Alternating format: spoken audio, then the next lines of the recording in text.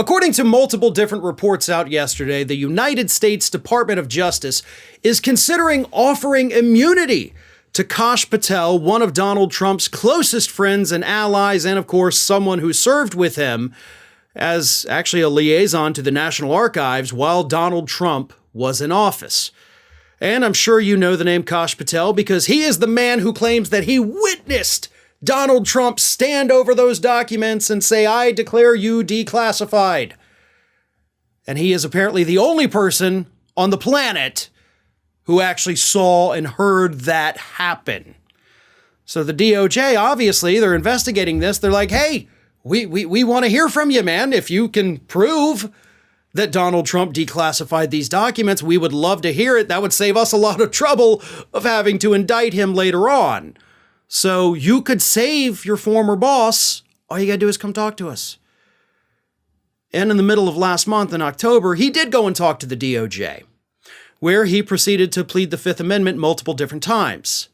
And now the DOJ, still wanting more information from him, is, as I said, considering offering him an immunity deal. You come, testify, do not plead the Fifth at all. You've got to give us the real information, and in exchange, we're not going to prosecute you. Interesting offer. Even more interesting considering the, motivations for this. Not just that, hey, we want to hear from you, so we'll give you immunity, but the fact that immunity could even be offered. In order for the Department of Justice to offer immunity, which is not something the DOJ itself usually does.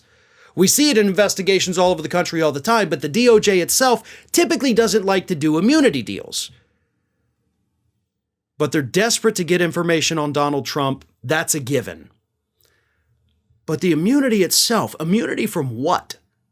Right? Immunity from prosecution for what? That is the big question mark with this story that after reading multiple different sources, I've been unable to find. So I've come up with a few theories of my own. One, we do know that several people, including the former White House valet Walt Nauta, may have lied to investigators when they spoke to them last month. So there is a possibility that in spite of the fact that he repeatedly pleaded the Fifth Amendment, he did answer some questions. So perhaps the DOJ believes that Kash Patel did in fact lie to them, which, they could prosecute as either obstruction or perjury, depending on whether or not he was under oath when he testified to them. So that could be what the immunity is about. Like, hey, haha, we got you in a lie. Now you got to come with us. Or you can play ball and we won't prosecute you for this. Now, to be perfectly honest with you, that doesn't seem the most likely answer. That's low-hanging fruit. Low-hanging fruit that even the DOJ knows that even if they secured a prosecution for that, let alone an indictment, he's probably not going to get in much trouble. So that's not a big threat, right? If you come at him and you say, we're going to get you for obstruction here, he's going to be like, do it. What are you going to do? First and foremost, the jury's going to be unlikely to convict on that. Secondly, even if they do convict, I don't have a record. I'm not going to be sentenced to prison. So bring it on. And it's such an expensive prosecution for the DOJ with no reward whatsoever that I don't think they would go that route. So the more likely explanation, I believe, is that the DOJ does in fact have some dirt on Patel that could indicate that not only is he lying about Trump declassifying the documents, but that he was directly involved in taking them. As I said, he was Donald Trump's liaison to the National Archives.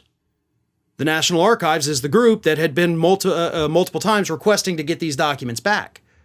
So if Patel was the guy who straight up said, no, I'm not going to comply, we're not going to do this, and then told Donald Trump, and then the two of them came up with a scheme to take the documents to Mar-a-Lago, suddenly Patel could be looking at very real charges, kind of similar to what Donald Trump might be facing.